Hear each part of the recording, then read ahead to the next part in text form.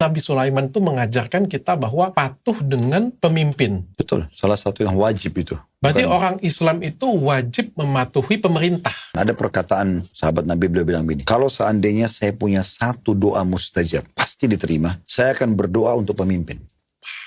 Memilih pemimpin katanya, jangan sekedar dari agamanya. Karena yang kan dibutuhkan adalah skill di situ. Apa pesan yang boleh sampaikan sama orang ini, Dok? Kalau dia menganggap dirinya benar di sisi itu, kita juga bisa membantah. Itu keliru. Kalau mau betul-betul dia bilang, orang yang sholat tapi faham politik. Oke. Orang politik tapi sholat. Oke. Ya, yang mana yang lebih dulu? Dua-duanya dong. Nggak bisa dipisahkan. Agama itu nggak bisa dengan negara. Sekularisme itu keluar. Istilah ini karena memisahkan agama dengan negara. Tahun 98, itu ada demo besar-besaran. Merubah Indonesia jauh lebih baik. Reformasi kan namanya kan. Artinya perubahan itu besar sekali gara-gara demo. Apa dokter yakin lebih baik? Kalau saya tidak melihat itu, Dok. Apa yang lebih baik dari sebelum 98 ke sekarang 98? Kebebasan berpendapat. Hanya itu. Sekarang orang bebas caci maki pemimpin. Orang bebas, iya. Terlalu vulgar.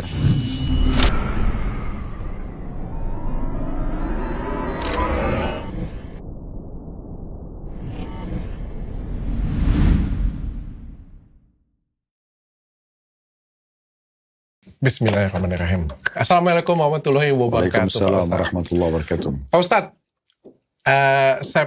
Pak Ustadz ini kan terkenal bukan cuma sebagai seorang pendakwah, tapi juga seorang pebisnis, Pak Ustadz. Saya pengen tanya, Pak Ustadz, kalau di dalam, saya tanya personal Pak Ustadz dulu deh. Pak Ustadz, kalau misalnya investasi kemana sih? Baik, alhamdulillah. Wassalatu wassalamu ala rasulillah. Kalau saya bicara investasi, kembali kepada unit usaha yang sudah saya kembangkan, Dok. Karena saya punya satu keyakinan bahwasanya setiap unit usaha itu sebenarnya bisa dikembangkan dan dia akan terus membutuhkan tambahan modal, tambahan ide, tambahan kreativitas gitu kan. Dan kapan kita fokus kepada satu jenis usaha, maka sampai dia tuntas gitu ya, sampai dia betul-betul berkembang pesat, baru pindah ke yang lain, itu akan lebih sukses. Sehingga saya selalu setiap ada tambahan keuntungan, saya larikan lagi kembali ke modal usaha. Saya kembangin lagi. Misal contoh di travel, haji dan umroh. Banyak sekali bagian secara substansial yang bisa kita kembangkan. Kalau selama ini modalnya misalnya sekian M hanya untuk persiapan pembentukan PT-nya dan modal awal usaha, maka kedepannya kita masih bisa kembangin lagi dengan cara misalnya kita juga jualan tiket, kita juga jualan paket-paket hotel dan handling di sana. Terlalu banyak hotel itu juga kita bisa book. Mungkin selama ini kalau modalnya pas-pasan kita coba mengambil hotel saat kita butuh, misalnya keberangkatan bulan Desember contohnya, nanti kita butuh 30 kamar, kita tinggal book ke kamar hotel tersebut. Itu akan beda harganya dengan kalau kita sudah punya akad kerjasama sama hotel tersebut sepanjang tahun. Nah itu juga butuh modal dan seterusnya lah. Atau mungkin kita akan buka cabang di banyak tempat, seterusnya begitu. Diputar lagi ya kalau Pak Ustadz berarti ya? Ya. Tapi kalau dalam Islam sendiri Pak Ustadz, investasi yang boleh dalam Islam ya Pak Ustadz ya, itu yang seperti apa sih Pak Ustadz? Selama dia jauh dari hal yang haram, boleh di mana saja. Boleh di makanan, boleh di pakaian, boleh di tanah, kendaraan, apa saja. Saya spesifik Pak Ustadz. Beli rumah, boleh dong Pak Ustadz ya? Boleh. Beli rumah boleh. Beli emas, Boleh. yang nggak boleh berarti cowok pakai emas. Ya, kalau sudah masuk kepada, ini kan bukan bisnis sekarang. Iya, iya. Tapi kan bisa jadi, cincin kan bisa jadi tabungan. Ya, kan dia bisa tabung dalam bentuk batangan misalnya. Dia tidak harus pakai kan. Oh, beli cincin boleh tapi nggak pakai? Boleh? Iya, kalau mau diinvestasi. Ya. Boleh ya? Berarti emas boleh tapi bukan dipakai untuk kita. Kalau untuk cewek boleh? Boleh. Kalau untuk cewek boleh, cowok yang nggak boleh. Betul. Berlian? Berlian nggak masalah. Berlian nggak ada masalah. Investasi mobil mewah? Boleh. Boleh. Ya. Jam tangan? Nggak masalah, semuanya boleh. Karena itu bukan benda-benda yang haram. Yang tidak boleh itu gini dok, kalau dia sudah masuk ke satu ranah di mana itu haram. Contoh orang dagang minuman keras, orang buat buka perjudian, prostitusi dan segala hal-hal yang diharamkan dalam agama itu memang tidak dibolehkan. Karena memang kita diamanahkan uang oleh Allah untuk kita gunakan pada hal-hal yang dibolehkan. Kapan kita masuk ke ranah tidak bolehkan berarti kita melanggar. Atau misalnya kita koleksi jam, koleksi mobil, tapi itu dari hasil riba. Dengan cara misalnya kita utangin orang, dia nggak bisa bayar, jaminannya kita sita semuanya. Nah itu tadinya bendanya halal jadi haram karena sudah sistem yang dipakai tidak boleh, gitu kan? Oh, Iya, sekarang kan contoh, Dr. Richard, misalnya saya butuh uang, saya pinjam nih, dok, saya pinjam uang dok 1 M. Ha-ha. Dr. Richard bilang, oke, saya pinjamin Ustaz, tapi nanti harus ada jaminannya, contoh. Oke, saya kasih jaminan, misalnya jaminan saya rumah senilai 2 miliar, saya utang 1 miliar nih. Nah, dalam Islam tidak boleh ada doror dan diror, maksudnya tidak boleh merugikan, tidak boleh dirugikan. Kalau misal kesepakatan nih 6 bulan dibayar, saya nggak bisa bayar. Dr. Richard punya hak secara hukum syar'i, Betul. bukan menyita.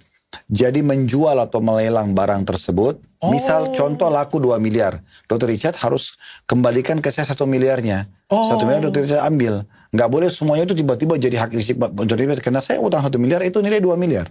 Ya, itu namanya gharar, nggak boleh. Nah contohnya, tapi ada banyak orang tidak kan, ya udah malah dia berharap karena jaminannya menjanjikan, dia berharap orang itu tidak bisa bayar sehingga diambil sama dia. Nah tadinya benda itu rumah, jam tangan, mobil halal, tapi jadi haram kena sistemnya.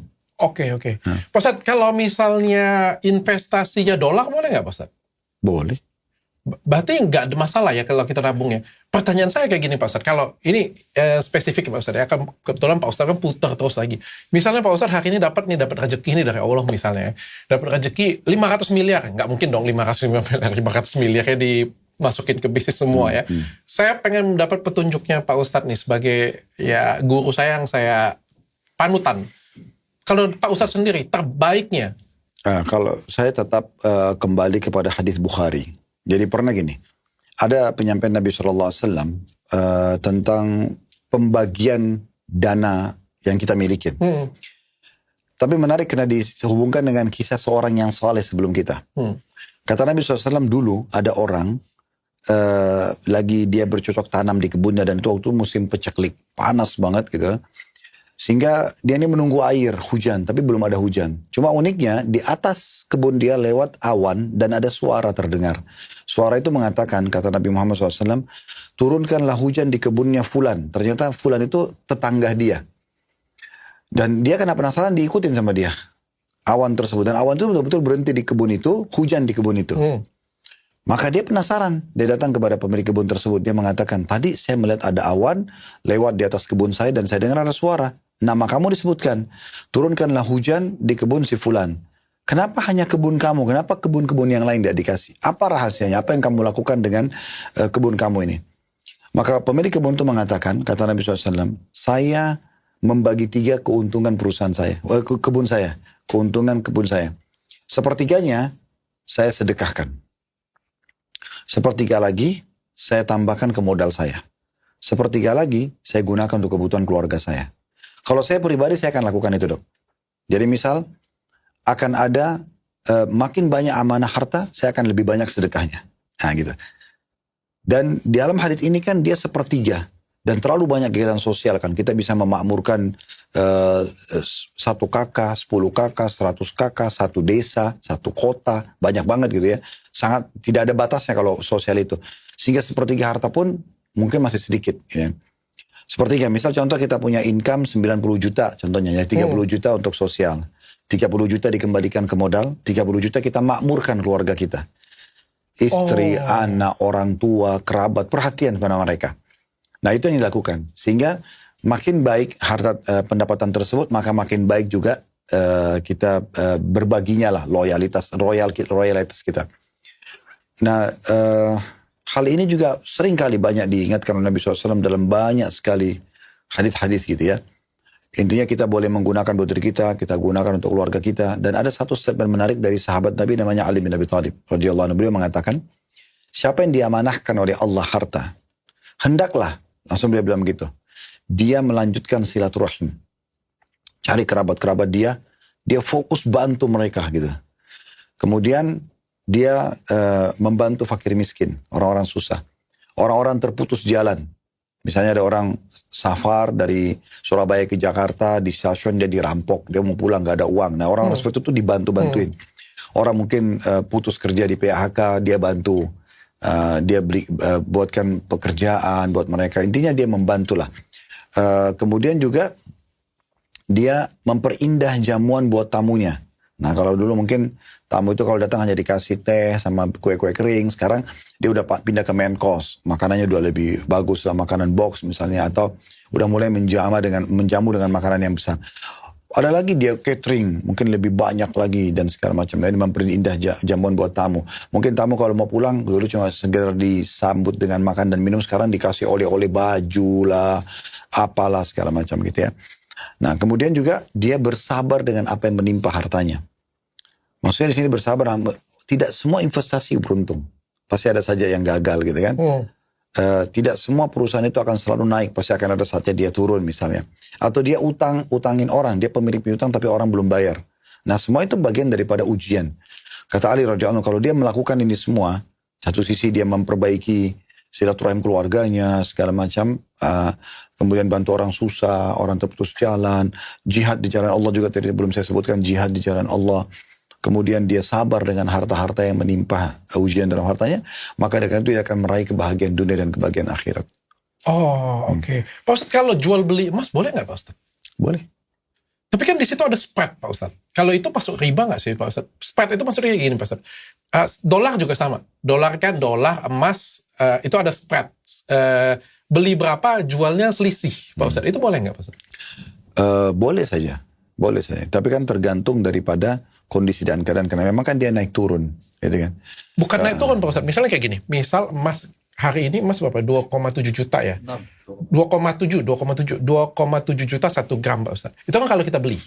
Kalau kita jual kan bukan 2,7, 2,5. Ada spreadnya di situ. Itu riba nggak sih hitungannya? Enggak. Karena Itu jual nggak riba? beli. Jual beli. Kan sudah putus pembelian awal kan. Masalah dia mau jual lagi hari itu kan. Enggak masalah ya. Ya enggak masalah, tapi kan tanda tanya juga untuk apa dia jual. Sementara dia tahu sebenarnya pasar mungkin lagi turun. Kan dia bisa saja, kayak contoh mungkin dok, kita kalau bicara tahun lalu atau 2 tahun yang lalu saja, berapa harga emas dibandingkan sekarang? Artinya kalau dia investasi misalnya dulu masih 1 juta, 1.200.000, 1.500.000, kan naik terus tuh sampai 2 juta, sekarang lagi naik lagi. Kan dia sebenarnya pada saat dia beli dia niat investasi misalnya. Ya kan dia bisa jual nanti tahun depan. Tidak harus hari itu juga ya. Berarti kenaikan harga emas itu bukan riba? Enggak. Cuma yang penting gini, syarat jual beli emas itu kata Nabi SAW, mithlan bimithil yadan biyad. Serupa dan juga dia cash and carry. Nah gitu. Maksudnya? Ya jadi kalau misalnya kita transaksi emas nih. Kalau pendapat yang paling kuat ulama tidak ada namanya cicilan emas. Jadi kita beli cash. Bayar cash, kita bawa barangnya gitu loh. Kita juga harus lihat barangnya ya, jelas gitu loh. Dia tidak boleh dia kredit. Kemudian juga dia harus misal, contoh, kita mau nih jual emas kita 18 gram. Tapi kita nggak boleh dalam Islam itu langsung barter dengan yang 24. Kenapa? Lah ya begitu. Itu kalau di barter jadi riba. Jadi dia harus jual dulu yang 18 gram itu. Berapa jadinya? Tukar tambah. Lah ya dia langsung jadi dia jual dulu, sudah jelas berapa dia jual, udah selesai, nilai uangnya baru dibelikan yang itu. Oh, berarti karena kalau fisik sama fisik itu harus semisal. Serupa, misalnya 24 gram, 24 gram, 24 karat juga. Itu termasuk bukan cuma emas, tapi termasuk barang lain juga? Enggak, di emas. Cuma di emas? Ya, emas sama perak. Itu karena Nabi SAW ingatkan memang harus serupa. Oh. Oh berarti nggak bisa tukar tambah langsung tuh nggak bisa boleh. Ya? Kalau 2 orang sedang transaksi ya, maka mereka punya hak khiyar namanya. Al-bay'ani, haditsnya begini, al-bay'ani bil khiyari ma lam yatafarraqa. 2 orang yang transaksi pembeli sama penjual, mereka punya hak memilih melanjutkan transaksi atau membatalkan selama mereka belum berpisah. Oh. Ya. Fa in sadaqa wa bayyana burika lahuma fi bai'ihima. Kalau dua-duanya jujur dan transparan, maka Allah berkahi transaksi mereka. Wa in kadzaba wa katama muhikat barakatu bai'ihima. Kalau dua-duanya berbohong ya atau salah satunya, maka akan dihilangkan keberkahan transaksi mereka berdua. Contoh jangan gini. Dokter ini lagi mau jual mobil nih. Mobil ini pernah tabrakan. Tawaran saya, Ustaz, saya mau jual mobil nih, Ustaz. Mobil saya ini, saya beli 700 juta, saya mau jual deh 650 juta. Ya kan? Saya kalau mau ambil aja. Saya tanya, dok, pernah tabrakan nggak? Dokter tahu dia pernah tabrakan. Walaupun sudah pernah masuk bengkel, sudah bagus segala macam. Oh nggak pernah, mobil ini mulus banget. Nah itu hilang keberkahan transaksinya. Dia harus bilang, tidak ada salahnya. Memang pernah tabrakan, saya bawa ke bengkel, tapi bisa diperiksa sendiri. Nah itu ada keberkahan. Saya pengen masuk lebih lanjut, tapi sebelumnya kalau kalian pengen jualan emas, silakan ke pusatmas.id ya. Jadi pusatmas.id ini punya teman saya. Jadi dia tempat jual emas terpercaya. Jadi dia pakai alat. Jadi kalian bisa cek emas kalian kadarnya berapa. Jadi semua itu lebih jelas di sana. Jadi nggak pakai surat, nggak ada surat nggak apa-apa. Perhiasan patah juga nggak apa-apa. Jadi semuanya jelas dan kalian bisa jual emas kalian dengan rasa aman. Pengen jual emas dengan rasa aman, silakan ke pusatmas.id. Dan juga sarung yang saya pakai ini adalah sarung mangga tipe Jaguar Songket. Sarung ini dibuat dari mesin Jaguar dengan teknologi tertinggi dan mutakhir, sehingga menghasilkan produk dengan nilai tinggi. Terus sarung mangga Jaguar Songket ini juga memakai bahan teteron rayon. Jadi bagi kalian semua yang pengen order, silakan ke official store resminya di www.banggabersarung.com. Kita semua bangga bersarung mangga. Pak Ustadz, saya pengen nyambung Pak Ustadz. Bisnis mana di dunia ini yang nggak ada bohongnya Pak Ustadz? Semua pasti ada dikit Pak Ustadz. Contoh nih ya. Iklan aja bohong. Misalnya kayak gini. Orang pintar minum angin. Apakah kalau nggak minum angin bodoh? Ini disclaimer ya, ini cuma iklan ya. Misalnya pakai sabun ini 7 hari kulit putih-putih cerah, kan iklannya paling sering kayak gitu Pak Ustadz. Beli rumah, jual rumah nih, misalnya jual rumah. Pak Ustadz misalnya, jangan Pak Ustadz deh, saya deh jual rumah kayak gitu. Pak Ustadz nawar nih, aku mau beli 2 miliar. Pak Ustadz, saya bangunnya aja ini segini. Tapi kan saya naikin sedikit, kan namanya negosiasi Pak Ustadz kayak gitu punya. Ini kebohongan yang ya bukan kebohongan biasa ya sebenarnya ya Pak Ustadz, yang dilakukan dalam bisnis ya kayak. Semua bisnis pasti ada Pak Ustadz. Oke. Itu kan pendapat dokter. Pendapat saya tidak begitu. Iya, dokter kan bilang mana bisnis tidak ada yang bohong. Itu menurut persepsi dokter.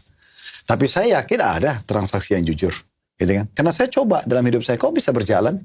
Dan memang agama Islam mengajarkan itu. Semua orang muslim yang berpegang teguh pada agamanya, dia bukan murni pebisnis saja, tapi dia pebisnis yang muslim sejati, nggak mungkin dia akan buka pintu itu. Kita rincikan dulu gini. Tadi kan contoh misalnya kalau orang pintar minum angin. Kita nggak bisa salah, itu nggak ada kebohongan kalau menurut saya. Nggak, kebohongannya di mana? Dia mengatakan, menurut dia, orang pintar itu kalau minum ini, tidak usah kita mengatakan, oh kalau saya tidak mentolak angin, saya orang bodoh. Enggak. Menurut penilaian dia, kita akan pintar dianggap oleh dia kalau kita minum. Apa yang salah? Nggak ada kebohongan di situ. Ini bukan masalah iklan itu ya. Marketing. Rambut cerah bersinar dalam waktu 7 hari. Oke, kalau dia benar. Misal contoh. Kan begini dok, orang yang profesional berbisnis, mungkin dokter juga tahu, kita kan pasti ada Marketing. Bukan. Kita kan pasti ada uji coba produk kan. Iya. Saya sekarang kalau mau jual makanan nih di restoran saya nggak mungkin langsung masukin di menu jual. Saya ada test food dong. Saya coba dulu tes. Oh ini tambah kurangin garamnya, tambah ladanya. Saya biasa gitu. Sehingga sudah sampai titik final, oke, baru saya bilang jual. Nah uji coba ini kan sudah dicoba. Kalau orang itu jual misalnya betul memang dia jual sampo ini atau minyak rambut ini, nanti dicoba dieksperimenkan ke beberapa orang dan memang betul. Dia nggak salah loh kalau dia mengatakan.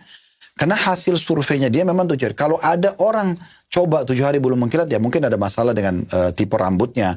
Tapi dia nggak bisa salah, dia nggak salah. Kalau dia bohong benar-benar, dia tidak ada eksperimen segala macam. Pokoknya saya mau tahu ini dipromosikan 7 hari mengkilat aja. Mau benar nggak usah tahu, karena kita nggak pernah uji coba. Itu menurut saya sih bukan pebisnis ya. Oke. Kalau menurut saya, tapi kalau marketing boleh ya, marketing berarti ya.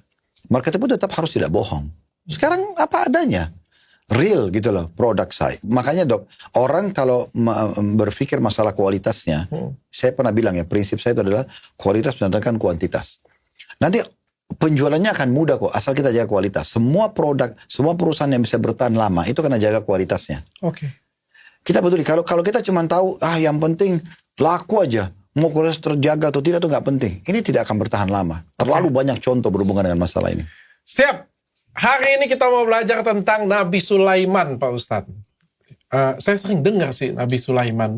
Boleh nggak diceritain tapi Pak Ustadz? Oke. Nabi Sulaiman alaihissalam adalah anaknya Nabi Daud alaihissalam.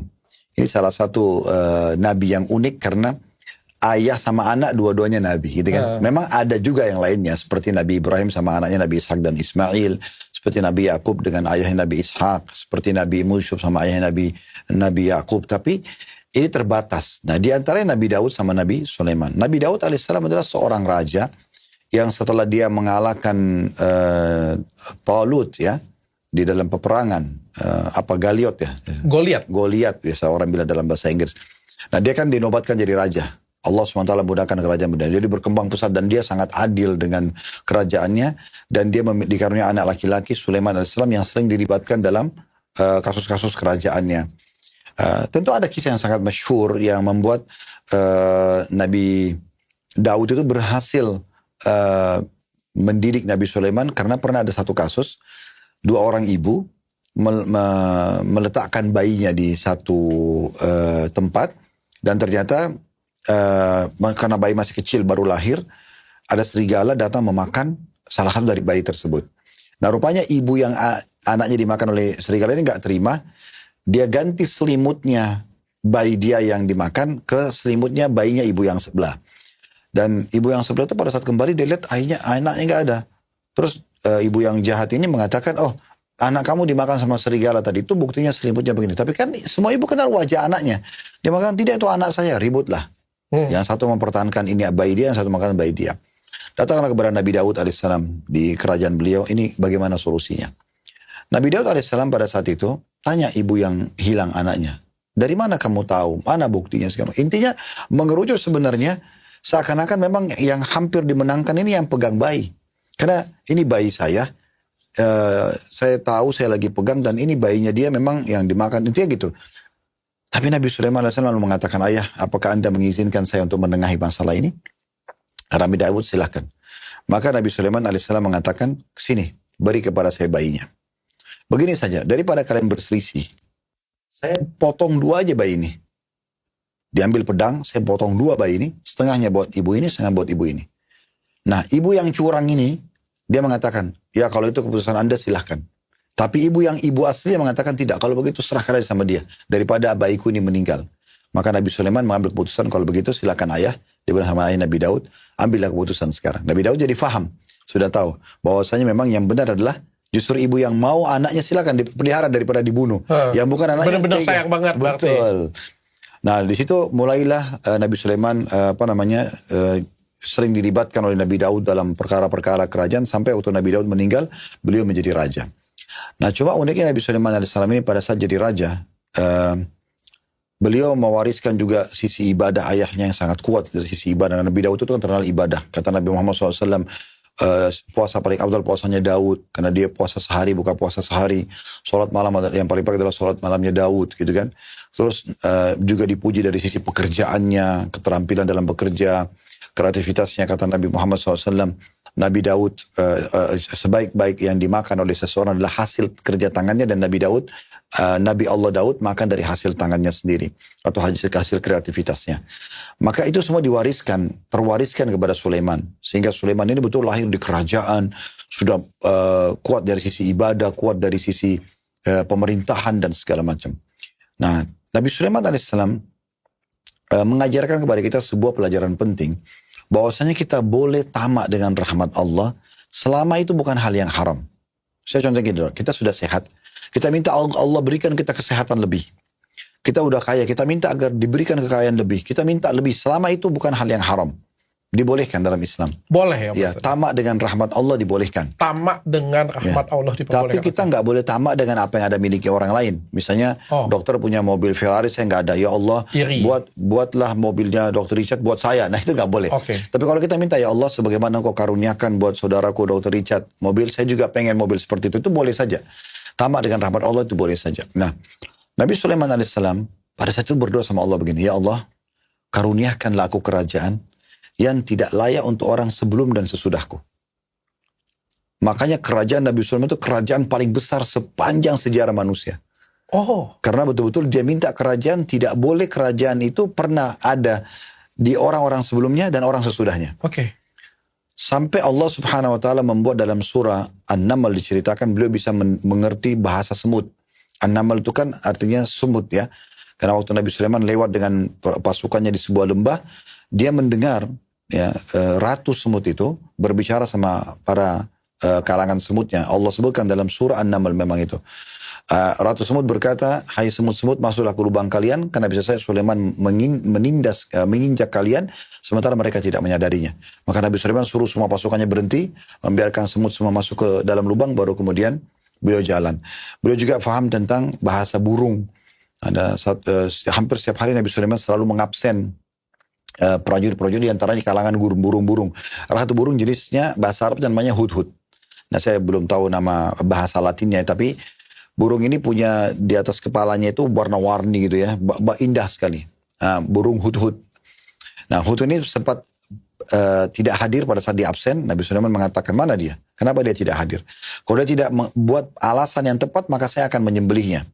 Ternyata hudhud ini pergi ke Yaman. Nabi Sulaiman di Syam. Jadi negeri Syam sama Yaman itu antara timur sama barat. Kalau telapak tangan sini Jazirah Arab, di utaranya itu negeri Syam, Palestina, Jordan, Lebanon, dan Syria, sekarang 4 negara, dulu namanya negeri Syam. Yaman itu di selatan Jazirah Arab. Jadi hudhud ini dari Palestina pergi ke Yaman. Di sana ditemukanlah Ratu Balkis. Seorang ratu perempuan yang menguasai juga wilayah Yaman, tapi dia penyembah matahari. Maka hudhud ini pergi melihat lalu melapor kepada Nabi Sulaiman. Saya datang dari negeri Sabah, dari negeri Yaman. Waktu dia datang, Nabi Sulaiman bilang, kau harus berikan informasi yang benar, alasan yang tepat, kalau tidak saya akan menghukum mati kamu. Bilang, saya datang dari negeri Sabah, di sana ada seorang ratu dan dia dimuliakan, kerajaannya besar, dia mengajak masyarakatnya menyembah matahari dan mereka semua ikut menyembah matahari. Maka mereka menyembah selain Allah, maka harusnya ini menjadi lokasi dakwah Anda. Maka Nabi Sulaiman akhirnya mengatakan, kalau begitu, coba untuk membuktikan kebenaran kamu, bawa surat saya ini ke sana, lempar ke depan singgasananya dan tinggalkan. Dengarkan apa yang mereka ucapkan. Ini pembicaraan antara manusia sama burung gitu kan. Itu Allah gambarkan dalam surah An-Naml.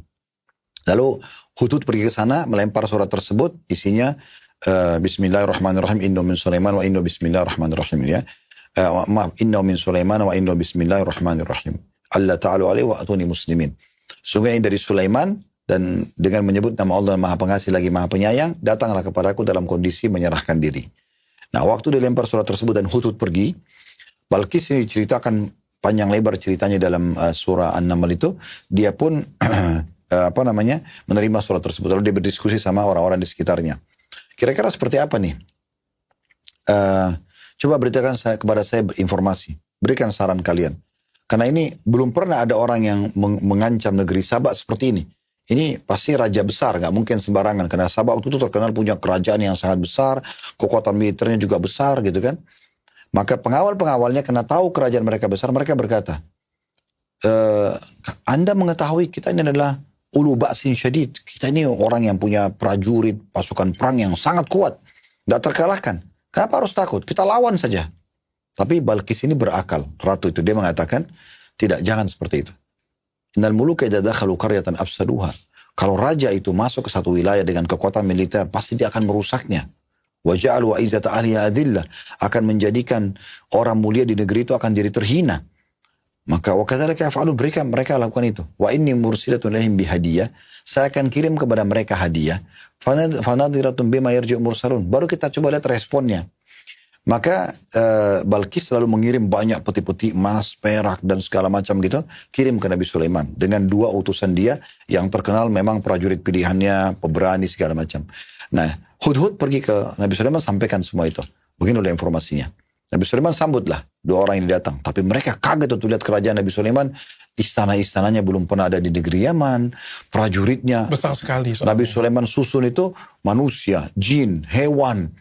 Jadi luar biasa. Jin-jin pun tunduk sama dia. Wah. Maka utusan Ratu Balkis ini bingung melihat manusia banyak, hewan-hewan banyak. Dan itu teratur seperti pasukan gitu ya. Maka Nabi Sulaiman mengatakan, apakah kalian mau menggodaku, merayuku dengan harta? Padahal yang Allah berikan kepadaku jauh lebih baik daripada ini. Maka pulanglah ke sana negeri Sabah, sampaikan ke ratu kalian, aku akan datang dengan pasukan untuk menghancurkan kalian. Kan? Maka pulanglah, lalu sampaikan ke Ratu Balkis, kejadiannya begini. Maka Ratu Balkis akhirnya menyatakan diri untuk datang beriman kepada Nabi Sulaiman. Karena Nabi Sulaiman bukan minta kerajaannya, minta hanya dia meninggalkan menyembah matahari kepada menyembah Allah. Dia tetap jadi ratu, tetap punya kerajaan, tidak diganggu, nggak diambil. Ya, begitulah ajaran dalam syariat Islam. Gitu. Kita kalau menawarkan Islam ke satu wilayah, kita bukan untuk menjajah mereka. Oke. Menaruhkan Islam. Kalau mereka beriman, mereka tetap dengan kerajaan mereka, dengan pendapatan mereka tidak diganggu. Nah, seperti itu kurang lebih. Akhirnya, Ratu Balkis pun sepakat untuk datang dan mengatakan masuk Islam tangan Nabi Sulaiman. Nah, waktu itu, informasi sampai kepada Nabi Sulaiman. Maka Nabi Sulaiman bilang kepada orang di sekitarnya, siapa yang bisa mendatangkan singgasananya Balkis itu? Datangkan. Detik ini juga tiba-tiba ada depan saya. Allah Al-Quran menggambarkan. Berkatalah Ifrit dari jin. Ifrit ini golongan jin yang paling kuat lah. Dia mengatakan saya bisa datangkan. Sebelum Anda berdiri dari kursi Anda. Duduk singgasana berdiri sudah ada singgasananya Balkis. Dan saya sangat terpercaya.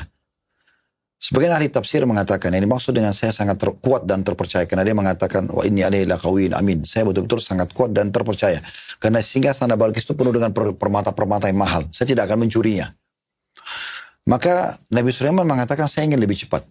Kalau saya duduk berdiri masih lama. Berkatalah seseorang dari kerabat Nabi Sulaiman yang merupakan orang saleh dari kalangan manusia. Dia mengatakan saya bisa datangkan. Orang ini adalah salah satu dari wali-wali Allah yang dia kalau berdoa Allah ijabah. Saya bisa datangkan singgasana Balkis sebelum engkau mengedipkan matamu. Pas mau kedip sudah ada depan mata. Maka Nabi Sulaiman mengizinkan dia pun berzikir. Banyak ahli tafsir menyebutkan bentuk zikir beliau, tapi ini tidak kita bahas sekarang. Intinya dia berzikir kepada Allah, berdoa sama Allah, Allah datangkan singgasana tersebut. Nah, Nabi Sulaiman bilang, nakirulaha arsya. Kita coba ubah sedikit singgasananya. Nandur adah tadi amtakuna minal ladina la yahtadun. Dia kenal nggak atau dia tidak kenal di singgasananya? Kita tes, katanya Balkis dikenal orangnya pintar gitu. Kita mau tes, benar nggak? Maka waktu diubah, Balkis datang, lalu Nabi Sulaiman bertanya, hakada arsyuki? Apakah begini singgasanamu? Balkis lihat mirip sekali. Tapi nggak masuk akal dia. Masa tiba-tiba bisa pindah dari Yaman ke negeri Syam. Dan ada yang dirombak-rombak sedikit gitu kan. Maka kata dia, ka'annahu, sepertinya dia. Tapi Allah mengatakan, dan kami telah diberikan ilmu, kami telah berikan kepada Sulaiman ilmu sebelumnya, kalau ini orang memang akan masuk Islam. Nah, ada informasi yang mengatakan kepada Nabi Sulaiman juga, kalau Ratu Balkis ini setengah manusia, setengah jin. Maka untuk membuktikan itu, dia jin itu biasanya badannya dipenuhi bulu yang banyak itu. Lebat sekali, bukan kayak manusia. Begitu disebutkan cirinya. Maka Nabi Sulaiman alaihissalam juga untuk membuat Balkis makin yakin dengan kebenaran risalah beliau. Beliau menyuruh di saat Balkis baru mau datang dengan kecepatan yang luar biasa, itu hitungan hari, itu harus membuat istana yang lantainya dari kaca. Dan di bawahnya itu air mengalir. Itulah dibantu oleh jin, oleh manusia, pasukan Nabi Sulaiman membuat istana itu. Dan itu digambarkan dalam Al-Quran secara detail bagaimana Balkis waktu itu datang dan dipersilakan masuk ke istana itu. Waktu dia lihat, dia tidak tahu kalau itu kaca. Maka dia pun menyingkap bagian dari baju kerajaannya. Ya, sehingga terlihatlah sebagian dari kakinya yang ternyata dia manusia gitu kan. Maka Nabi Sulaiman mengatakan sungguhnya itu adalah kaca yang transparan. Maka dengan itu Balkis pun akhirnya beriman kepada Allah SWT. Ada riwayat yang mengatakan akhirnya menikah dengan Sulaiman AS. Ada juga mengatakan tidak cukup dia beriman dan dia kembali ke negeri Sabah. Dan sekian banyak sebenarnya cerita-cerita Nabi Sulaiman ini yang berhubungan dengan masalah kebesaran kerajaannya. Nabi Muhammad SAW pernah berkata begini, selepas salam sholat, beliau mengatakan tadi waktu lagi sholat, ada satu syaitan dari jin yang coba menggoda sholatku. Maka aku pun menangkapnya lagi sholat. Nah, kalau aku tidak mengingat perkataan saudaraku Sulaiman, minta kerajaan tidak layak untuk orang sesudah dan sebelumnya, maka aku akan ikat setan itu di pohon di Madinah agar anak-anak kecil mempermainkannya. Ini menandakan bahwa Nabi Sulaiman minta kerajaan yang tidak layak untuk orang sebelum dan sesudahnya. Itu luar biasa. Dan ada juga satu hadis tentang keutamaan Masjid Aqsa.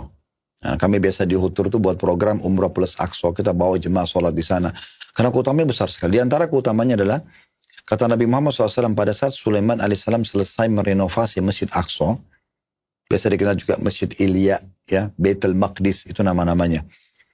Maka beliau minta 3 hal. Minta yang pertama, agar semua keputusan di kerajaannya, walaupun wahyu belum Jibril turun bawa, ya, atau membawa Jibril menjawab pertanyaan manusia atau masyarakat di saat itu Nabi Sulaiman kalau berikan satu jawaban, berarti sudah sesuai dengan yang Allah inginkan, dan Allah kabulkan.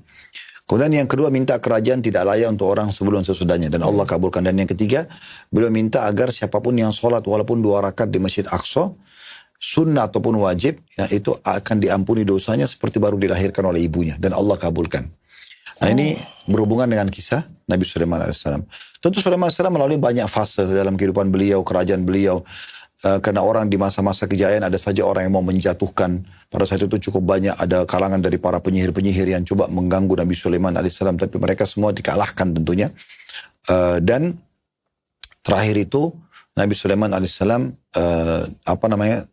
dimuliakan sekali oleh para prajuritnya. Allah ingin menunjukkan pada mereka kalau Sulaiman pun punya batas.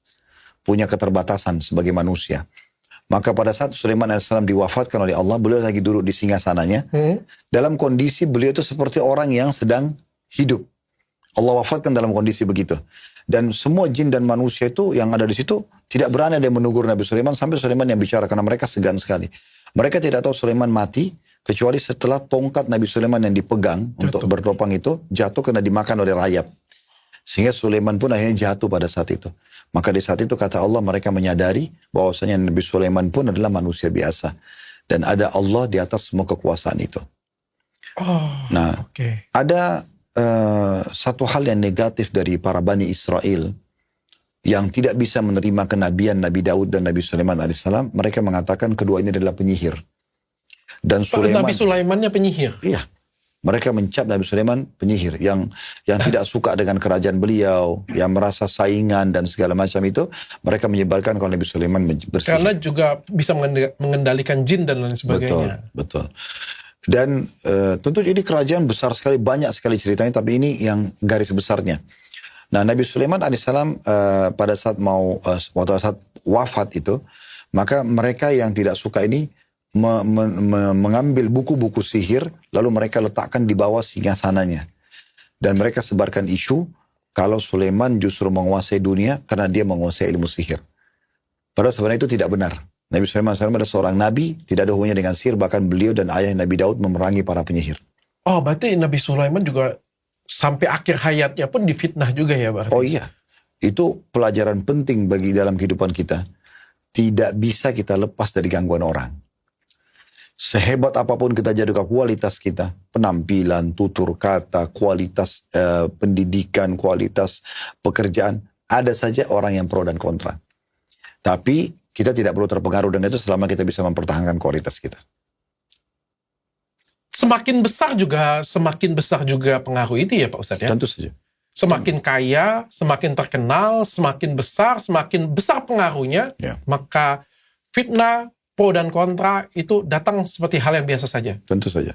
Dan kita hadapi dengan santai saja. Intinya kalau kita tidak bersalah apa yang kita khawatirkan. Itu justru cara Allah mendatangkan penaikan kelas kita.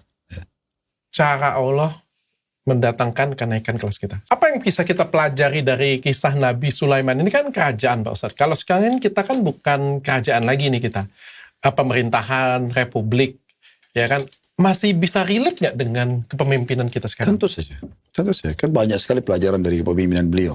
Seperti penerapan tentang peraturan Allah agar adil, gitu kan, jujur dalam memimpin, terus memberikan hak masyarakat, terus memenangkan kebenaran, dan banyak sekali hal-hal yang lain gitu. Oke, Pak Ustadz, saya izin Pak Ustadz, kalau nggak salah ini dari tim saya yang bilang Pak Ustadz ya, katanya Nabi Sulaiman itu mengajarkan kita bahwa patuh dengan pemimpin. Benar nggak itu Pak Ustadz?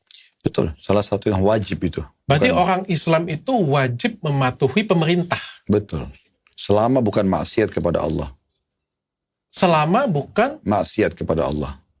Jadi kalau bukan maksiat kepada Allah wajib. Contoh misalnya, kan ada istilah gini, Qanunul Wad'i, peraturan-peraturan pemerintah setempat gitu ya.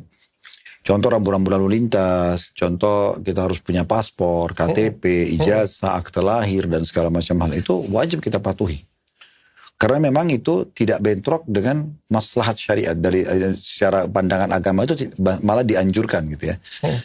Kecuali kalau memang misalnya pemerintah mengatakan perempuan muslimah nggak boleh pakai jilbab. Nah itu kan melanggar agama. Nggak boleh dipatuhi. Umat Islam nggak boleh sholat di masjid atau nggak boleh ada masjid. Sementara kita ini mayoritas muslim. Itu nggak boleh dipatuhi. Ya keluar dari syariat Islamnya Pak Ustadz. Betul. Tapi kalau misalnya kayak gini Pak Ustadz, misalnya naik harga BBM misalnya. Atau naik harga bahan pokok. Itu kan diatur oleh pemerintah juga Pak Ustadz. Itu kita harus ikut atau nggak Pak Ustadz? Terus kalau tidak ikut mau kemana dong? Nah, pertanyaan selanjutnya itu orang yang demo itu boleh nggak dalam Islam? Enggak. Jadi gini, kita harus rincikan dulu. Kalau saya yakin ya, saya subhanallah berapa kali Allah mudahkan duduk dengan beberapa menteri bahkan ya.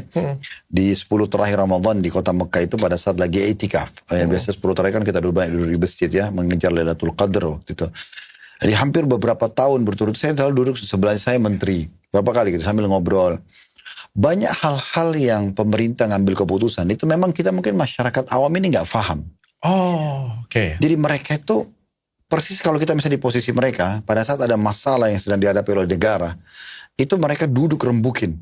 Jadi keputusan terakhir itu adalah keputusan yang terbaik. Oke. Saat itu ya? Saat itu. Keputusan yang terbaik mungkin untuk menaikkan harga di sini, tapi yang ini diturunin. Nah misalnya. Atau ini dinaikin dengan tujuan untuk membayar yang ini misalnya. Nah ini untuk maslahat umum.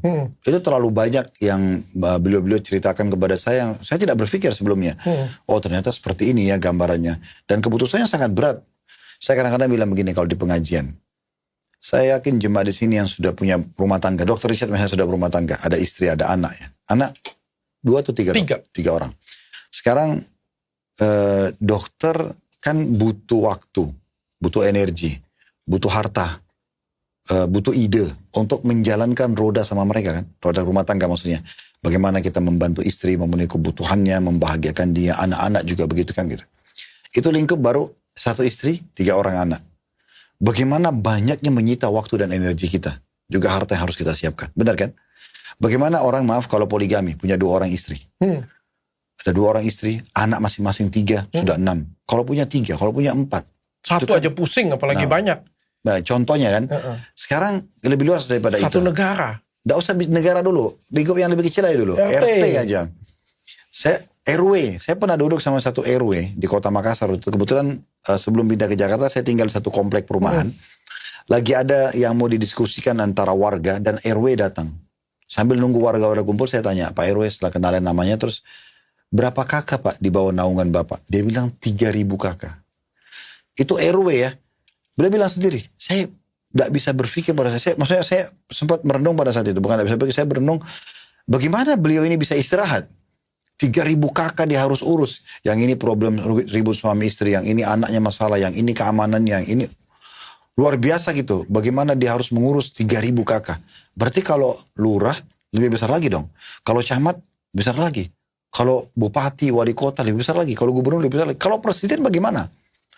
Saya melihat kalau presiden atau raja itu masih bisa senyum. Masih tampil sehat. Masih bisa memikirkan perekonomian negara. Masih bisa memikirkan tentang keamanan negara. Itu luar biasa gitu. Itu super banget gitu ya. Karena itu bukan hal yang ringan. Itu hal yang harus betul-betul butuh perhatian khusus gitu. Makanya Ali bin Abi Thalib berkata begini, sahabat Nabi bilang begini. Setiap komunitas itu harus ada pemimpin. Dia bir atau fasik. Bir itu baiklah. Kualitasnya bagus, beriman. Oh bagus banget, ibadahnya bagus banget, pikiran dunianya. Atau orang fajir. Fajir ini mungkin kualitas dunianya oke.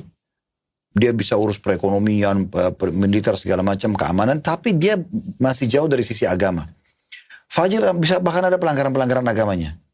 Maka setiap komunitas harus ada ini atau ada ini. Maka orang-orang bertanya begini. Wahai Amir Mu'minin. Waktu itu Ali menjadi raja kebetulan. Wahai Amir Mu'minin. Kalau orang yang bir, orang yang baik, berkualitas, kami sudah paham. Kenapa dia harus memimpin. Tapi kalau orang fajir. Anggaplah kita gak ada pilihan kecuali orang ini. Dan dia sudah jadi pemimpin. Maka kata Ali. Dengannya. Negara masih bisa dijaga stabilitasnya, perekonomiannya, keamanannya, masih bisa terjaga semuanya. Dan seorang muslim, dan kalau ada musuh bisa dihadapin. Dan seorang muslim masih bisa beribadah di bawah naungan pemerintahannya, sampai ajalnya datang. Oh. Artinya memang Islam datang memerintahkan untuk betul-betul, ayo kerjasama sama pemerintah, patuhi mereka, daripada kita cuma tahu mencaci maki, demo sana sini misalnya. Ya, bukan berarti 100% demo itu tidak boleh, tapi maksudnya ada orang kadang-kadang demo pada hal-hal yang tidak dibutuhkan gitu ya. Apalagi sampai merusak fasilitas umum, memberhentikan perekonomian, ya kan, jadi kacau negara tersebut. Masyarakat secara umum jadi ketakutan. Dan kita tidak tahu mana yang tulus, mana yang tidak tulus dalam... Iya, ada yang bayaran juga. Ya, jadi Bukan itu solusinya. Kalau dalam Islam itu, kata Nabi SAW, siapa yang berbicara berdua dengan pemimpinnya, dan dia memberikan nasihat, maka itulah yang terbaik. Kalau diterima, itu targetnya. Kalau tidak diterima, dia sudah lepas tanggung jawab hari kiamat. Kita bisa sampaikan kepada seseorang yang mungkin didengar oleh pemimpin tersebut. Daripada kita ngobrol di warung kopi, di pinggir jalan, di kafe-kafe, apa manfaatnya? Menjatuhkan, ya, menghina, fisik lah, visi misinya lah, yang mungkin kalau dia belum tentu bisa menjalankan itu. Oke. Saya sering bahasakan begini, orang-orang yang ribut selalu caci maki pemimpin, nyalain selalu, ini seperti penonton bola yang lihat pemain bola. Pemain bola ini mungkin dari kecil udah sekolah nih, dari SD SMP itu sudah sekolah bola dia, sampai dia menjadi pemain dunia. Tapi pemain dunia pun pasti meleset, pernah meleset tendangannya, pernah meleset penaltinya gitu ya. Tapi begitu dia meleset sekali, maka banyak orang mengatakan bodoh, ganti. Dia lupa orang ini punya jasa banyak. Orang ini dengan dia hadir situ mungkin kali ini kalah, mungkin pertandingan akan datang dia menang gitu kan. Atau banyak hal-hal lain yang bisa dilihat. Tapi mereka ambil jalan pintasnya. Yang kalau dia disuruh masuk belum tentu dia berhasil menendangnya. Nah banyak orang seperti itu. Makanya kita nggak perlu mencaci maki. Daripada kita caci maki, kita demo, doain. Kalau 270 juta orang Indonesia mendoakan pemimpin jadi baik, masa Allah nggak terima gitu kan? Daripada kita isi dengan hinaan dan cacian, apa manfaatnya? Kalau turun pemimpin tersebut akan ada pemimpin baru, kita juga butuh adaptasi lagi dan segala macam hal. Saya baru pertama kali ketemu ulama yang mengajarkan, mari kita 270 juta penduduk doakan pimpinannya. Kaget saya dengar dari seorang Ustadz Salafi. memang apa ya, ilmu keislamannya beda ya. Pak Ustadz, tapi saya kaget, jujur saya kaget banget dengar jawaban Pak Ustadz. Tapi kan kita juga perlu menjaga pemerintahan kita ini lurus. Karena kita tahu sama-sama Pak Ustadz bahwa ada banyak korupsi sana-sini, ada banyak penyalahgunaan kekuasaan, dan lain sebagainya.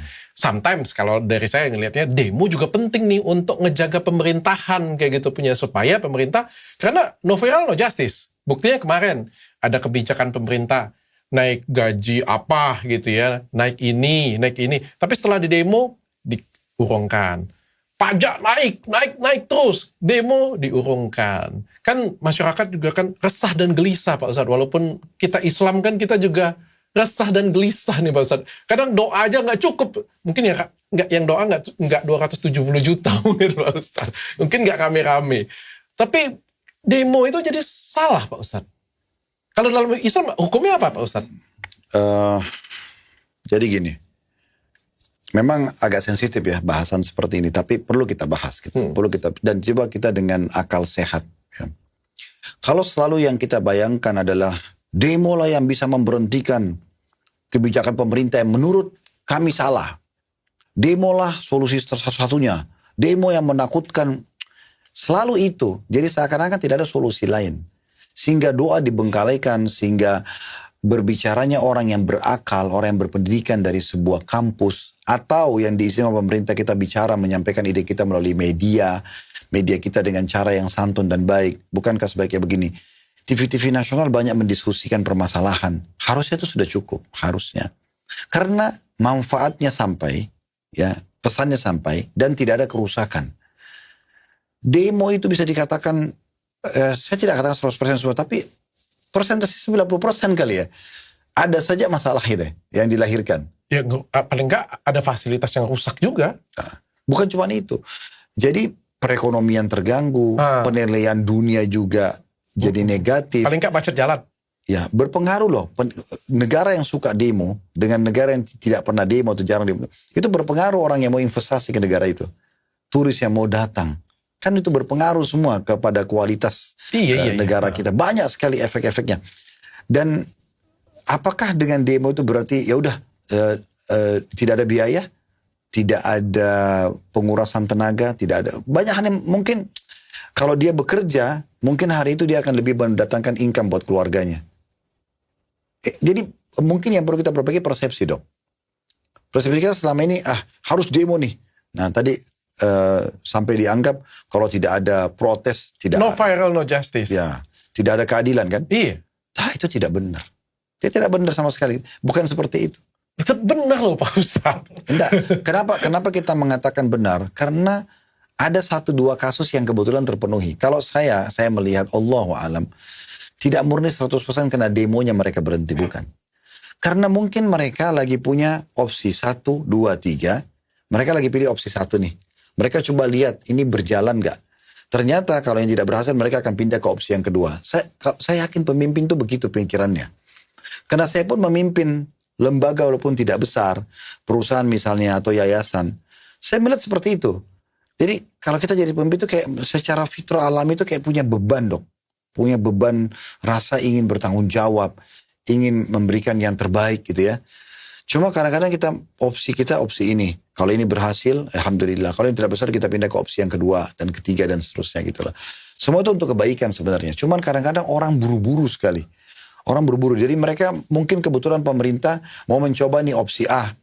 Syaratnya dia mau kasih 1 bulan. Tidak berhasil kita pindah ke opsi B. Tapi keburu di demo. Tak. Mereka hanya pindah ke opsi kedua. Padahal ini belum dilihat. Belum dilihat hasilnya gitu loh. Kenapa kita selalu tergesa-gesa dalam mengambil satu keputusan yang sebenarnya mungkin masih bisa dengan cara yang lain. Ini Pak Ustadz yang terlalu positive thinking. Atau bagaimana? Tapi kalau hukum umat Islam hukumnya demo gimana? Dok, sebenarnya kita coba lingkup perusahaan aja deh. Iya. Dokter pemilik perusahaan. Saya yakin dokter pada saat dirikan perusahaan atau memimpin perusahaan tersebut kan pasti mau berkembang ya. Iya. Mau baik ya. Pikiran begitulah semua pemimpin tuh dok. Seharusnya begitu. Pemimpin itu pasti punya pikiran itu. Allah pun memudahkan dia jadi pemimpin itu karena ada pemikiran tersebut. Jadi kita dulu tinggalkan dulu ini film-film yang menggambarkan pemimpin yang korupsi, yang ini itu terus digambarkan sejahat. Jadi selalu kita pindah ke situ kan. Kita selalu bawanya, sama. Padahal sebenarnya belum tentu. Sekarang dokter sebagai pemilik perusahaan, mana yang dokter pilih? Dokter dikasih masukan oleh bawahan-bawahan, atau dokter di demo. Setiap dokter kasih keputusan, demo lagi. Bedanya gini Pak Ustadz, kalau perusahaan kan punya saya, mau saya jungkir balik, mau saya ngapain terserah. Ini kan negara bukan masalah, bukan masalah itu dok. Pimpinan. Bukan masalah itu. Kita bicara sekarang masalah demonya kan. Iya. Dokter sebagai pemimpin, bukankah kita lebih mudah berpikir dan lebih mudah menemukan solusi di saat kita berdiskusi dengan baik, misalnya kita diterima masukan dengan baik gitu kan, daripada kita di demo, ini apa yang terjadi? Kepikiran kita konsentrasi hanya ke situ. Bukan kepada hal yang lebih besar. Saya setuju masalah demo juga nggak bagus juga, saya setuju. Tapi demo di sini kan juga, demonstrasi kan juga penting untuk menjaga pemerintahan. Makanya yang pengen saya tanyain itu di dalam Jadi kalau yang Islam dokter singgung itu, persentase dia baik untuk pemerintahan itu dok. Kalau saya melihat itu di bawah 10%. Ada maslahatnya, tetapi persentasenya itu kecil. Kecil. Masih banyak hal lain yang bisa bergerak. Contoh, para ilmuwan kita banyak, tidak sedikit. Doktor, profesor di bidang ekonomi, di bidang politik. Mereka bisa diundang seminar, mereka bisa berbicara di kampusnya masing-masing, mereka bisa live kan di masa sekarang, mereka bisa mengundang pihak pemerintah untuk berdiskusi. Saya ingin pemerintah tidak akan menutup diri kok. Gubernur setempat, wali kota setempat, terlalu banyak undangan masyarakat yang dijawab oleh mereka datang, mereka dengarkan pertanyaan masyarakat, keluhan mereka. Itu banyak kok. Saya kadang-kadang kalau diundang tablik, saya bicara dok ya, pribadi saya. Kalau diundang tablik akbar di luar kota, saya biasa kasih syarat ya, supaya pihak pemerintah terlibat, wali kota kah, gubernur kah. Dan saya kadang-kadang dulu pribadi dengan mereka, beliau-beliau ini. Pak, ada masalah apa? Apa yang perlu saya bantu sampaikan ke masyarakat? Rata-rata yang mereka sampaikan itu pasti hal yang positif gitu.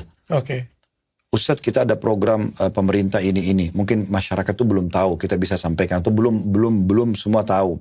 Atau ada hal-hal yang dikhawatirkan pemerintah yang diharapkan masyarakat bisa memakluminya. Kita bisa membantu sebagai dai untuk menyampaikan. Saya tidak pernah menemukan satupun pemimpin yang saya pernah temui jahat. Enggak, saya mau Ustadz tolong sampaikan supaya masyarakat saya terima saja saya, apa adanya. Enggak pernah itu.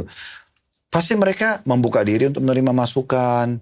Mereka benar-benar berusaha untuk lebih baik dari yang pemimpin sebelumnya. Itu yang saya ketahui.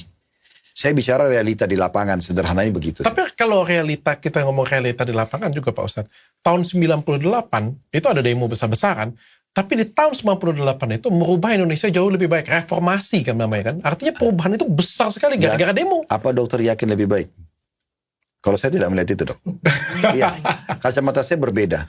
Tidak ada sesuatu yang lebih baik. Setiap saya sekak stare terus. Loh bukan. Soalnya kepemimpinan yang sebelumnya yang sesudahnya plus minus. Apakah utang kita selesai dengan 998? Atau bertambah? Tapi lebih demokratis. Sebentar, jawab dulu itu. Loh, jangan bicara satu poin, kita lupakan poin yang banyak. Iya, Pertanyaan iya. sederhana, perekonomian lebih baik? Keamanan akan lebih baik? Atau apa yang lebih baik dari sebelum 98 ke sekarang 98? Kebebasan berpendapat. Hanya itu. Apakah itu punya nilai plus semuanya 100%? Enggak loh, Dok. Iya. Sekarang orang bebas caci maki pemimpin, orang bebas, iya, terlalu vulgar. Oke. Plus minus, saya tidak katakan sebelum 98 itu oke semuanya, enggak. Memang ada nilai plus minusnya, tapi kalau dokter mau barter, ya hampir sama aja gitu. Apakah dolar lebih baik? Banyak hal yang tidak bisa, kalau kita bisa menganggap itu sebuah prestasi, harusnya dia lebih baik dari semua sisi dong. Sumpah, dari semua ustadz, Anda ustadz paling keren. Saya belajar Islam benar-benar. Ini Islam yang sejati benar-benar. Pokoknya masa bodoh, ajaran Islam pokoknya kayak gini aja. Lurus Pak Ustadz ya. Pak Ustadz, saya pengen tanya kayak gini. Ini kemarin viral nih, Panji Pragiwaksono. Dia bilang, saya kutip Panji aja deh, daripada saya kasih pendapat kayak gitu punya dia. Dia bilang, memilih pemimpin katanya, intinya kayak gini ya, memilih pemimpin tuh jangan sekedar dari agamanya, bukan agama itu penting maksudnya, tapi jangan cuma dari sholatnya kayak gitu, cuma dari agamanya aja kayak gitu punya dia bilang kan. Toh ada yang lain, orang yang spesifik khusus dia bilang seperti itu. Bahkan dijadiin leluconan di sana. Dia bilang ya kalau misalnya bayangin kalau misalnya cuma pilih yang cuma sholatnya rajin, ini ya rajin. Yang kita butuhkan juga ada pemimpin yang butuh yang cerdas juga. Bukan arti ini nggak penting, tapi cerdas juga. Bahkan dia sampai bilang, bayangkan kalau misalnya profesi khusus pilot, bahkan dia bilang.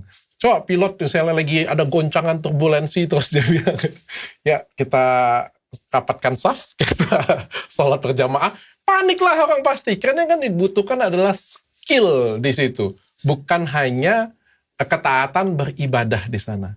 Apa pesan yang mau disampaikan sama orang ini, Dok? Pesan dia, agama nggak penting. Itu pesan dia. Nggak usah peduli dulu masalah sholatnya segala macam. Yang penting dia hebat di sisi politiknya. Kalau dia menganggap dirinya benar di sisi itu, kita juga bisa membantah. Itu keliru. Kalau mau betul-betul dia bilang, orang yang sholat tapi faham politik. Oke. Orang politik tapi sholat. Oke. Itu yang kita setuju. Yang mana yang lebih dulu? Dua-duanya. Dua-duanya dong. Nggak bisa dipisahkan. Agama itu nggak bisa dipisah dengan negara.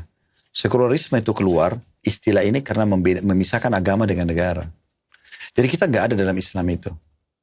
Nabi Muhammad SAW itu raja pertama dalam Islam di kenabian beliau ya. Beliau dirikan negara pertama di Madinah, beliau raja pertama sekaligus Nabi, gitu kan. Dan sesudahnya beliau memilih pemimpinnya Abu Bakar. Abu Bakar itu adalah orang yang paling bertakwa kepada Allah, paling kenal agama, dan juga bisa memimpin. Bergabung keduanya. Abu Bakar pada saat mau meninggal memilih Umar bin Khattab karena faham agama dan juga bisa memimpin. Ya, begitu juga memilih setelah itu pilih Utsman, pilih Ali. Semua ini begitu polanya. Jadi kalau saya tanya sekarang Dok, apakah semua presiden kita sudah pernah dilihat agamanya? Kita persentase lihat agama itu kapan sih? Mana yang kita lihat? Memang pernah selama ini ada pemimpin tuh dinilai jadi gubernur, bupati, wali kota, presiden harus dilihat sholatnya. Pernah? Nggak ada tes sholat tuh. Kan nggak pernah ada selama ini. Yang ada kan Tes malah, ngaji. ya, iya. Nggak pernah juga ya. Nggak pernah ada tes sholat. Dokter sudah tahu dalam Islam harusnya pemimpin negara itu jadi imam. Harusnya di Istiqlal itu presiden kita jadi imam. Jadi dalam Islam begitu. Makanya Nabi Muhammad SAW untuk pemimpin jadi imam. Beliau cuma tinggalkan imam masjid.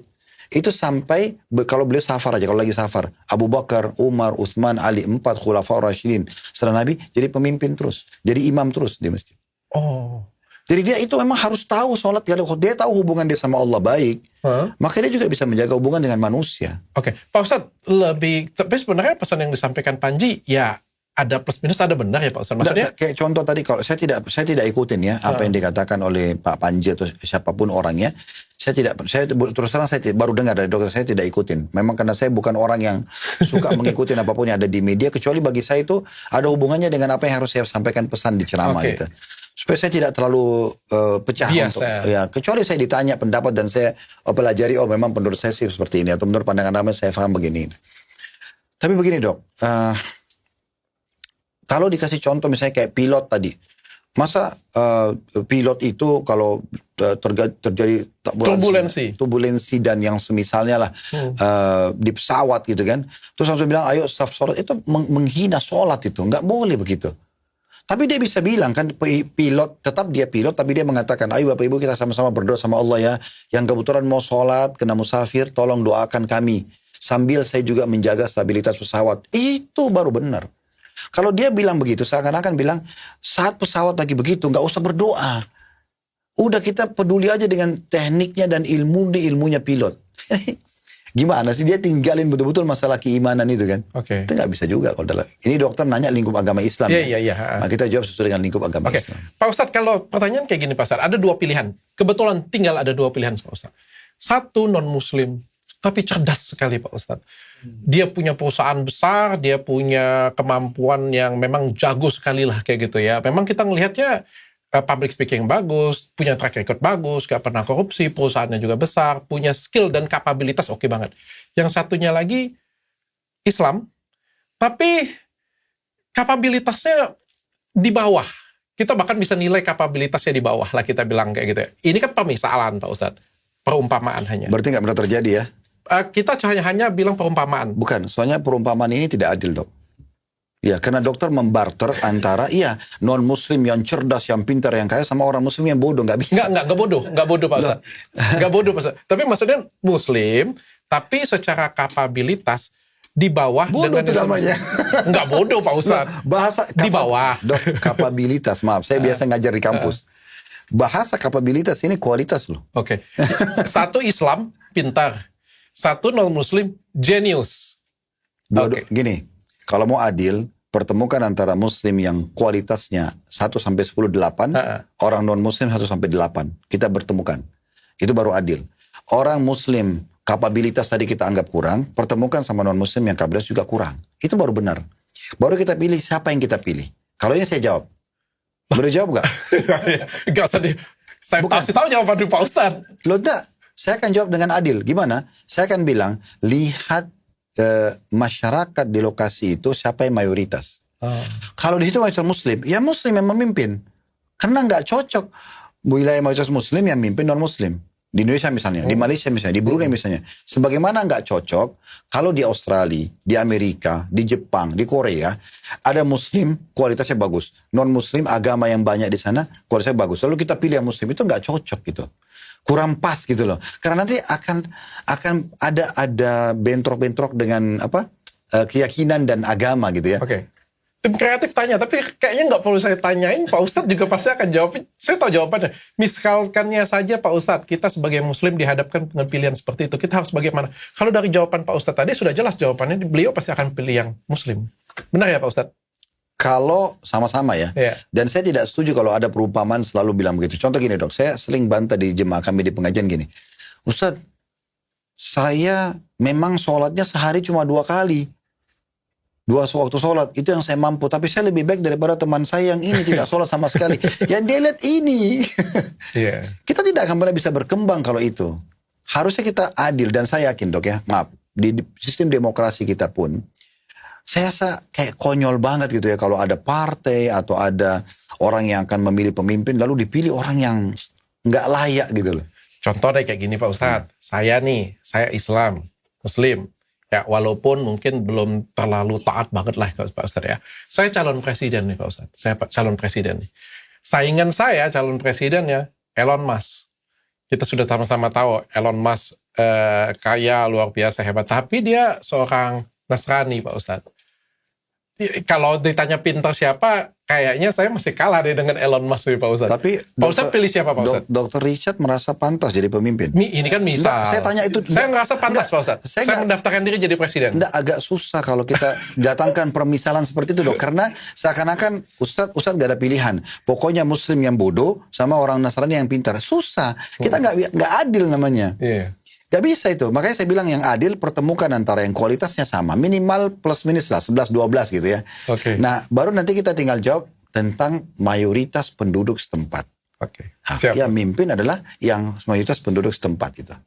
Oke. Pak Ustadz kalau misalnya ini secara kepemimpinan negara republik ya kita kan bukan negara Islam ya Pak Ustadz ya. Kita kan negara kesatuan Republik Indonesia. Oke. Kalau Malaysia kan negara yang Islam. Tentu di dalam kesatuan negara Republik Indonesia ini ada riba di dalamnya. Ada kebijakan-kebijakan yang ya tidak 100% Islam Pak Ustadz. Nah kita sebagai masyarakat Islam di sini apakah kena dosanya atau enggak Pak Ustadz? Sekarang dokter saya tanya balik dulu. Di Indonesia walaupun misalnya ada kebijakan pemerintah seperti itu, apakah masyarakat dipaksakan? Jawabannya tidak. Terbukti, kami para dai dan para ulama-ulama guru-guru kita masih bisa menyampaikan tentang haramnya riba. MUI masih bisa mengeluarkan fatwa. Orang muslim bisa memilih. Bahkan pemerintah mendukung perbankan syariah, asuransi syariah. Mendukung, mensupport. Kalau memang pemerintah ini sebenarnya di tempat kita saya melihat demokrasinya maksimal gitu ya. Karena di saat masyarakat dikasih dua opsi pilihan, ayo pilih. Kira-kira misalnya kalau yang syariah ini bisa menunjukkan kualitasnya, dia bisa memimpin, kenapa tidak? Pemerintah tidak permasalahkan itu. Saya melihat itu ya. Sehingga kita di Indonesia, kita punya kebebasan untuk menyampaikan pendapat kita. Saya di Malaysia, saya kemarin duduk kebetulan sama mantan menteri. Di Malaysia itu, di satu undangan keluarga besar beliau, saya datang, kemudian bicara tentang masalah perbedaan Indonesia sama Malaysia. Nah, salah satunya adalah, di Malaysia itu, semua ceramah harus satu. Khutbah Jumat ya. Dari pemerintah. Nggak boleh lain. Jadi semua masjid itu standar semua sama. Nah ini tidak ada sama sekali berarti orang bisa menyampaikan ceramah dia di khutbah Jumat, pesan dia. Misalnya hari ini dia mau bahas masalah sabar. Tapi pemerintah suruh bahas masalah bencana atau apa atau yang lain lah. Misalnya bahas tentang masalah bisnis atau perekonomian. Jadi dia nggak bisa. Kalau di Indonesia, setiap masjid bebas, silakan. Pemerintah nggak pernah intervensi. Masjid ini khatibnya boleh khutbah tentang apa, ini tentang apa. Kecuali kalau sudah aliran menyimpang, ditanggapi juga oleh para teman-teman majelis ulama. Nah baru pemerintah ikut campur. Selebihnya tidak. Ini kan berarti demokrasi yang luar biasa gitu loh. Kebebasan yang luar biasa gitu. Sebenarnya saya pasti punya banyak pertanyaan, tapi kita simpen di episode selanjutnya ya. Saya masih ada pertanyaan tentang Islam Syiah ya. Islam Sunni ya. Ya, tapi nanti kita simpen di episode selanjutnya. Tapi ini bahasan ini, saya luar biasa kagum dengan Ustadz Khalid, karena saya banyak ketemu dengan Ustadz ngobrol dengan saya tentang kepemerintahan. Biasanya semuanya itu, apa ya kita ngomong ya, protes, menyindir kepemerintahan. Tapi Pak Ustadz Khalid Basalamah benar-benar menjalankan apa yang diceritakan oleh Nabi Sulaiman yang luar biasa. Begini dok, saya kasih gambaran dulu. Kan kehidupan paling ideal bagi seorang muslim itu kehidupan Nabi Muhammad SAW. Iya. Ya.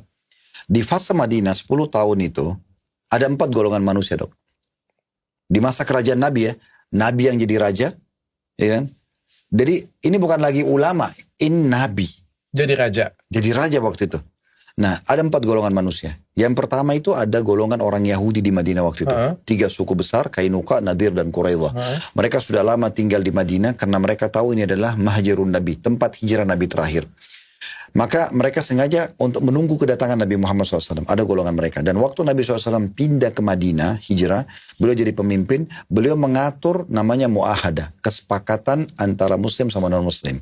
Mereka tidak saling mengganggu, mereka tidak saling memaksakan agama, sama-sama bela Madinah. Ya persis kalau kita kayak di Indonesia itu, orang non-muslim sama-sama jaga persatuan negara kita, Bhinneka Tunggal Ika kita, dan segala macam lah kita disuruh. Itu benar itu. Itu bagian hal yang positif. Nah itu Nabi SAW contohkan. Jadi ada golongan orang kafir. Muslim sama non-muslim. Muslim sama kafir gitu ya. Dan Nabi sudah ajarin bagaimana caranya. Nabi bilang tidak ada dalam Islam itu walaupun kita mayoritas. Nabi jadi pemimpin lalu paksain Islam. Kalau enggak kamu akan kami bunuh. Enggak ada tuh. Konsep dalam Islam, la ikrah fiddin, tidak ada paksaan dalam agama. Lakum dinukum waliyadin. Kalian punya agama, kami punya agama. Selesai. Kalian ritual silakan, kami ritual silakan. Nabi tidak pernah ganggu. Padahal sebenarnya dalam gambaran Islam mereka kafir. Mereka salah. Tapi Nabi berikan kebebasan. Nah inilah cara diajarkan di dalam kehidupan Nabi dulu. Kalau pemimpinnya pun seorang alim, hafid Quran 30 juz, semua menterinya sama, tetap ada orang kafir. Dan Nabi ajarin bagaimana bermuamalah dengan orang kafir. Tidak pernah mengganggu mereka. Biarin mereka dengan keyakinannya. Kalau mereka tanya tentang Islam, kita sampaikan. Kita menyampaikan Islam pada mereka silakan, tapi tidak boleh ada paksaan. Ini di saat kita memimpin ya. Nah itu terjadi di Indonesia sekarang. Yang mau masuk Islam silakan. Yang tidak mau dengan agamanya silakan. Nggak ada paksaan. Golongan yang kedua, ada orang munafik. Munafik ini dia posisinya bahaya dibandingkan orang kafir. Karena orang kafir itu jelas dia beda keyakinan. Tapi orang munafik ini dok, dia pakainya seperti kita. Bahasanya seperti orang muslim. Tapi pura-pura Islam. Di masa Nabi Muhammad SAW ada. Dan itu ada di Madinah. Allah turunkan Al-Quran namanya surah Al-Munafikun. Menceritakan tentang ciri-ciri mereka. Mereka kalau bicara dusta. Mereka kalau diberikan amanah mereka khianat. Kalau berjanji mereka pungkiri. Jadi disebutkan ciri-cirinya. Dan setiap kali Allah dan Rasulnya menetapkan sebuah hukum. Mereka pasti bentrok. Nggak cocok gini segala macam. Pimpinannya dulu namanya Abdullah bin Abi Salul. Nah, Nabi ajarin bagaimana umat Islam bermuamalah dengan orang munafik. Tetap boleh sholat dengan kita. Tetap puasa dengan kita. Tapi apa yang mereka lempar sebagai syubhat. Sebagai isu untuk mengacaukan umat Islam, ya misalnya Islam melarang nikah lintas agama, nggak apa-apa. Islam melarang babi, nggak apa-apa. Saja kita revisi ayat tersebut. Nah ini semua munculnya orang-orang. Jadi kita ingatkan, enggak itu salah loh. Kita luruskan begitu. Tidak ada hukuman mati bagi mereka, tidak ada gangguan keluarga buat mereka. Gitu. Sementara mereka hidup sama kita. Nabi larang ganggu, tidak diganggu. Kemudian yang ketiga, ada orang fajir, ahli maksiat. Apakah di zaman Nabi SAW waktu Nabi memimpin tidak ada berzina? Ada orang berzina. Ada yang dihukum cambuk, ada yang dihukum rajam. Adakah pencuri? Ada pencuri di masa Nabi. Adakah penyebar berita hoax sehingga dicambuk 80 darah? Ada. Adakah orang mabuk? Ada.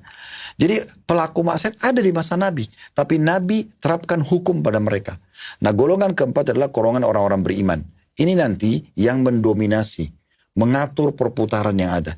Jadi kalaupun presiden kita seorang alim, semua menterinya alim, semua hafid Quran. Kita gak bisa lepas dari 4 golongan ini. Bagaimana muamalah dengan orang kafir ada, bagaimana muamalah dengan orang munafik, bagaimana muamalah dengan ahli maksiat, bagaimana juga orang-orang beriman mengatur mereka dan menstabilkan keadaan dengan menyampaikan ini tidak boleh, ini boleh dan seterusnya. Oke. Terima kasih Pak Ustadz. Terima kasih, mudah-mudahan bermanfaat untuk kita semuanya. Saya kaget sih episode ini, saya benar-benar kaget sih. Tapi kita belajar banyak bahwa Islam mengajarkan kita support dengan pimpinan, mematuhi pimpinan, dan berikan yang terbaik juga untuk pimpinan kita. Ya, tapi kita juga harus memilih pimpinan kita dengan benar.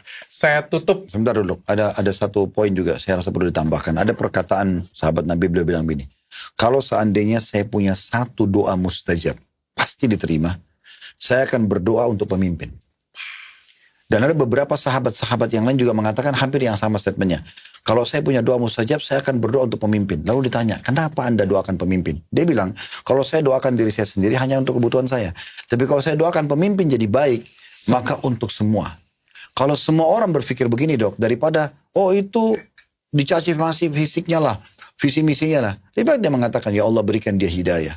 Ya Allah supaya berikan dia ide yang cemerlang. Kalau Allah terima, lalu itu menjadi idenya si pemimpin, maka yang mendoakan ikut dapat pahala.